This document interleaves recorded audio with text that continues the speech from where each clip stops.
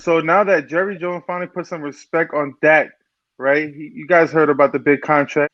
What are you guys feeling about this? Do you guys feel that Dak deserves this, the second highest paid quarterback in the league?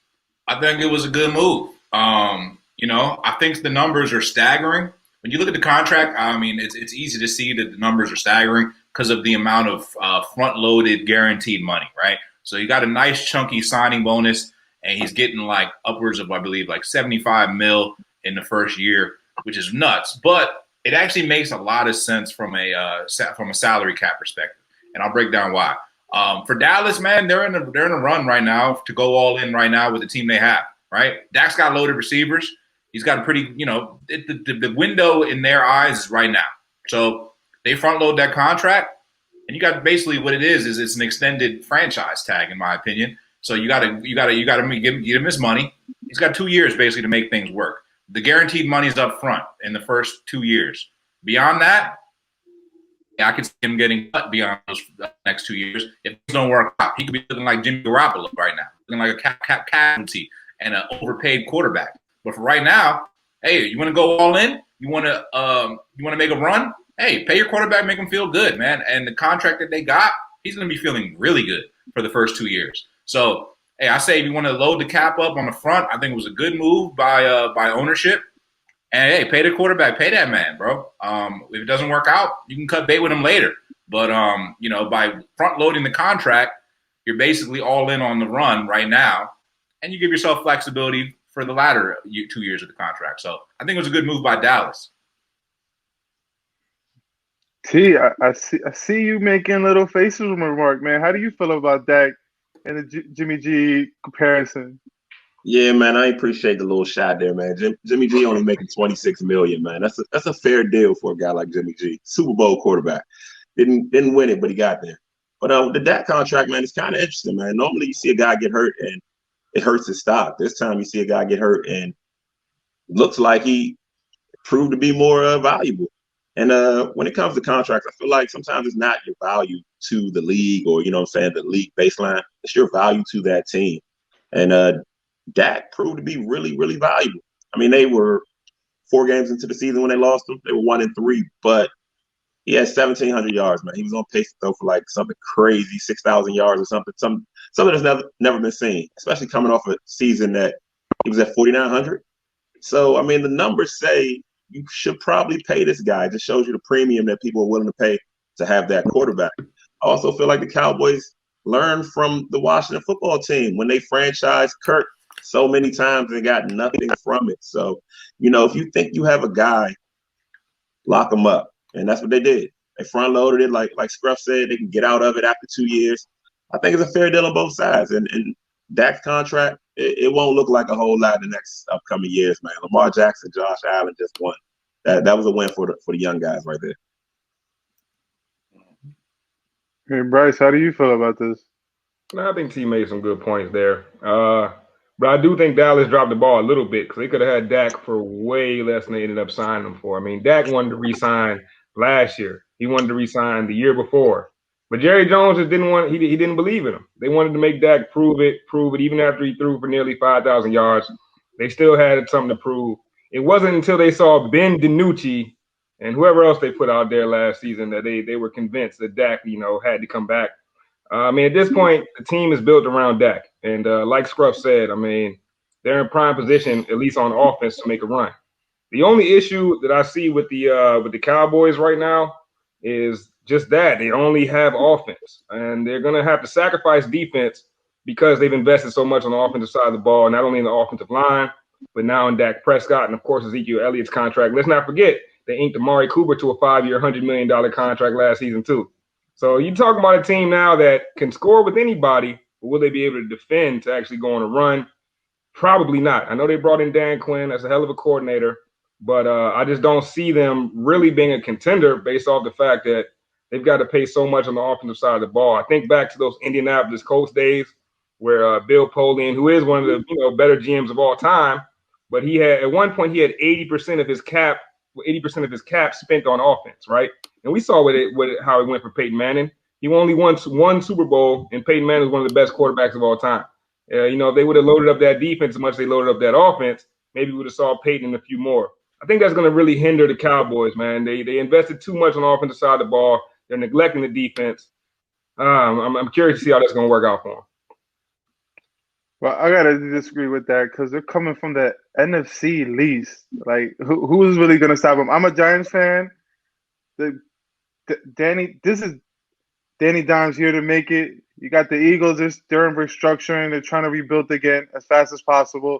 And then they got you guys, man. You guys don't even have a quarterback yet. I mean, your defense is elite.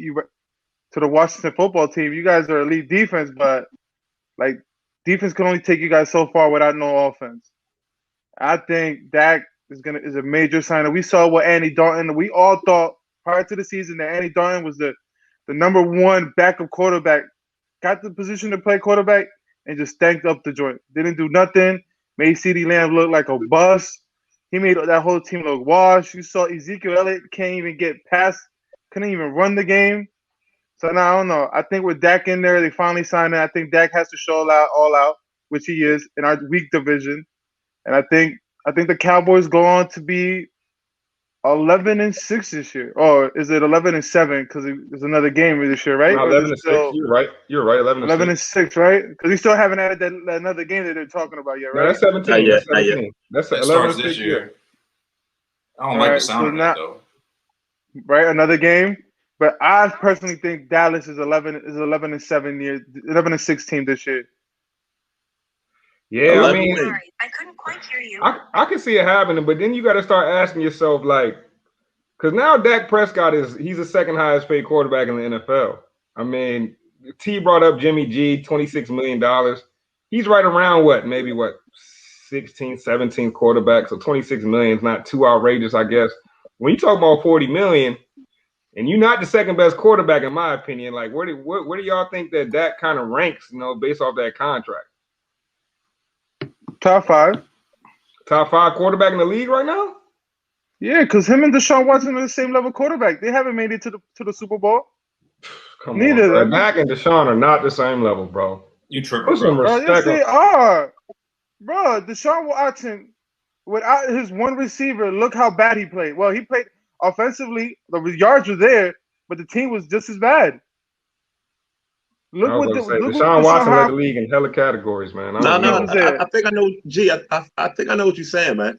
Like Deshaun Watson and Dak both have the ability to light it up. You know what I'm saying? But it didn't always translate into wins. They're stat quarterbacks. They're amazing stat quarterbacks. Nah.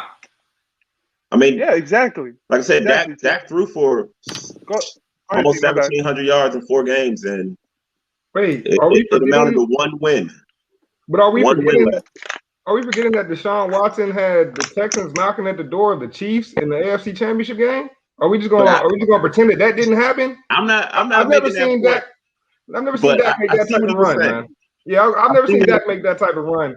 I feel like Dak's more in I think he's top 10, but I would say he's more in that 8 to 10 range, 7 to 10 range versus top 5. I just don't see it. And Deshaun Watson to me is shoulders above Dak. I mean, Deshaun Watson can put a team on his back by himself, in my opinion.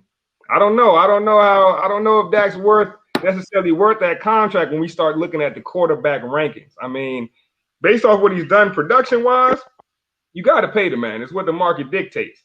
But when we talking about ranking the quarterbacks, I got Dak outside looking in on that top 5 for sure. I mean, again, like I said, man, it's not about what you are worth, you know what I'm saying, according to the other quarterbacks. You know what I'm saying? That's what you're worth to Dallas. He's their number 1 quarterback. They don't have another option. They can't draft a guy, you know what I'm saying, and start over. That was their best play. That was that. I mean, they know what they're going to get out of Dak. They obviously think he's going to recover from that injury. I can still see them drafting a quarterback late, maybe 5th round, 6th round, just kind of as an insurance policy. But he's worth that to the Cowboys.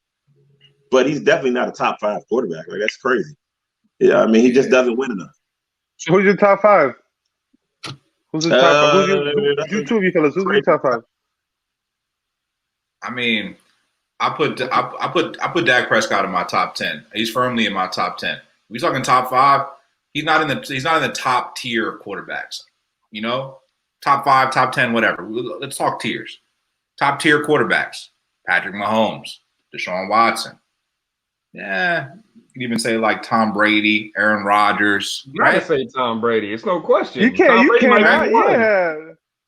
Right. Deshaun Watson Josh isn't Allen. that one. Josh Allen maybe is right there. That's kind of where it's at. Maybe he's the beginning of the second tier, right? Whatever. But you got guys like Josh Allen. You got guys like Russell Wilson. I put him in the top tier. But he's like below that. Dak Prescott's right up there with guys like, Matt Ryan. I'd say he's about as good as Matt Ryan. I'd say he's about as good as Matt Stafford. I'd say he's a little bit better than Matt Stafford, Derek Carr, Kirk Cousins, those kind of guys. So that puts him in the top 10, but doesn't put him in the top 5. Now, he got paid, but the thing is the timing of the contract. It's like you guys said. They could have paid him already. They could have paid him 2 years ago. And it wouldn't look so bad. It's just like Jimmy G's contract, right? At that time, he was one of the higher paid quarterbacks at that time. It was a good contract, $26 million. It was a big contract at the time. You see how quickly the inflation of the quarterback market goes. So just because he's the second highest paid quarterback does not mean he's the second best quarterback. And comparing him to Deshaun Watson is blasphemous. This is the same kind of player. Yeah, they're quarterbacks. So I guess he's the same kind of player as Cam Newton, Daniel Jones. Yeah, they're all the same. They're quarterbacks. They're the same type player. Yeah. How were they the same type player, bro? Like I don't see it. Like Deshaun Watson led the league in passing yards last year. Yeah, I think he's saying they're big numbers guys, but that hasn't always translated to, a lot of success. Deshaun obviously has gone further than Dak. I wouldn't compare them, but I kind of understand the spirit of what he's saying. I mean, yeah, Dak did put up big numbers. I mean, like we said, that 5,000-yard season, that's the moment where he proved to me that he was legit. So I don't want to start just raining on Dak too hard, but he did have the perfect storm, man. Even in that 5,000 season, had an elite offensive line. They had an elite running game for most of Dak's career in Dallas. I don't know, man. I don't know if you can just put it all on Dak's shoulders if he can get it done. I don't know if he puts up big numbers without certain things around him. Some quarterbacks, don't matter what they got around them, they're going to put up the numbers. I'm not sure if Dak's that guy.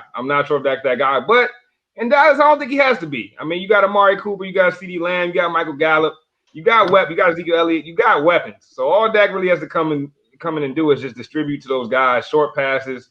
Doesn't have to throw a whole lot of bombs. Doesn't have to make a whole lot of challenging throws. I mean, get him out in space, get him out on the run. Dak's going to make plays.